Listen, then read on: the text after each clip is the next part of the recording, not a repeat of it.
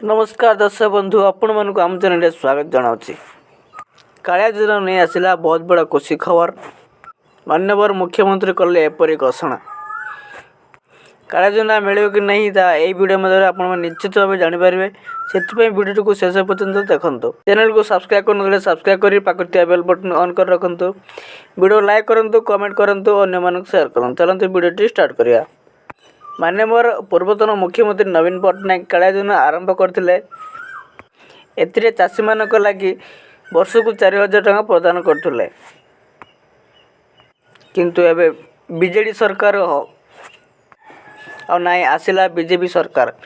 एथर किंतु कालिया योजना टका मिलिबो कि नहीं ता एबे पर्यंत कौन सी निष्पत्ति निया जायनि। मात्र उपमुख्यमंत्री बा कृषि मंत्री निष्पत्ति नहीं जे ओडिशा रे जे कोनसी योजना आसी नथिबा पर्यंत कालिया योजना टंका आपन को मिलिबो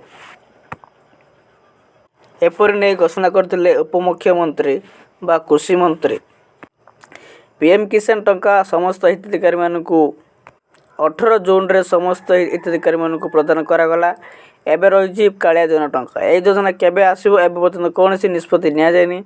जदि कोनसी निष्पत्ति नियाले आम चैनल माध्यम आपण माने सर्वप्रथम जानि पारे। सेति वीडियो को लाइक करंतु, चैनल को सब्सक्राइब करी पाखुआ बेल बटन को ऑन कर रखंतु।